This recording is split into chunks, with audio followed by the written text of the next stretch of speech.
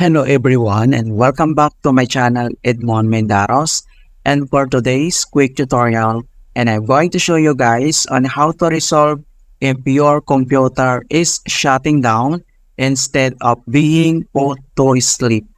And without further ado, and let's go ahead.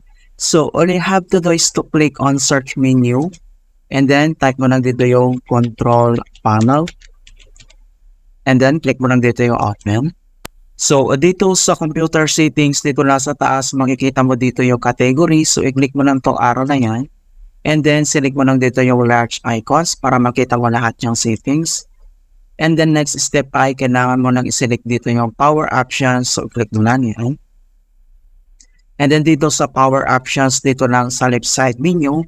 And then, kailangan mo lang i-select dito yung choose what the power buttons do. Yung pinakauna lang, and then i-click mo lang yan.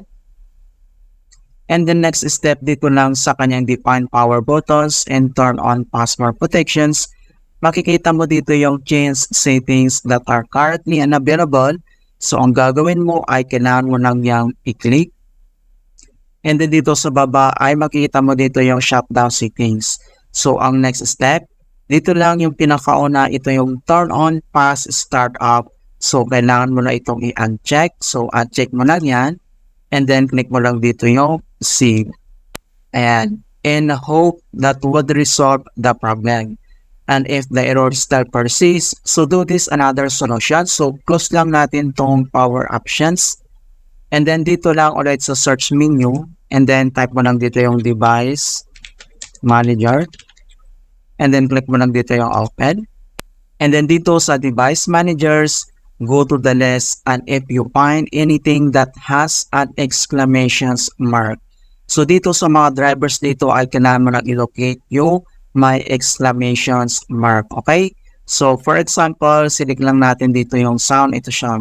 So makikita mo dito na may exclamation mark siya po siya. Right? And then the other one, ito na yung sensors. Makikita mo dito na may exclamation mark.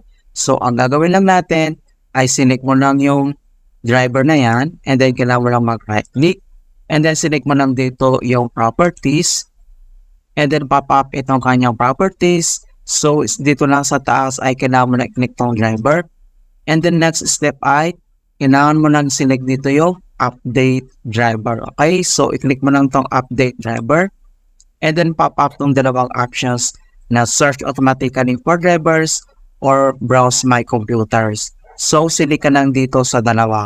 And then, click lang natin tong search automatically. And makikita mo na dito na the best drivers for your device are already installed. And ang next step natin gagawin, so close lang natin yan.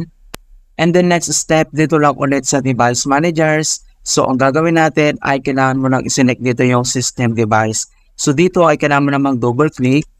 And the next step ay kailangan lang natin i-locate yung Intel Management Engine Interface. Okay, so scroll down lang tayo at hanapin natin yung Intel Management Engine Interface. Ito siya. Okay, so ang gagawin natin ay kailangan mo lang mag-double click and then pop up itong kanyang properties. So ang gagawin natin dito lang sa taas ay select mo lang dito yung driver. And then next ay kailangan mo lang i-click to update driver. So click mo lang yan. And then pop up ng dalawang options na search automatically for drivers or browse my computers. So again, select ka lang dito sa dalawa and then tap mo lang tong search automatically. And makikita mo na dito na the best drivers for your device are already installed. Okay, in hope na na-resolve yung problem, but if still the error still persists, so ang next solution or the last solution na pwede natin gawin, so close lang natin tong device manager. And then dito na ulit sa search menu.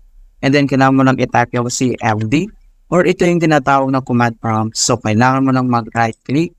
And then select mo lang dito yung run as administrator.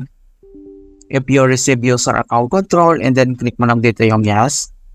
And then dito sa administrator command prompt ay kailangan lang natin i-enter yung command keyword na sfc /scan now. So in all is more later lahat, and then yung /scan now ay one word po yan. And then press mo lang enter. And makikita mo na dito na beginning system scan. This process will take some time, beginning verification space of system scan. So dito ay kailangan lang natin hintayin na makomplete ang verifications into 100%.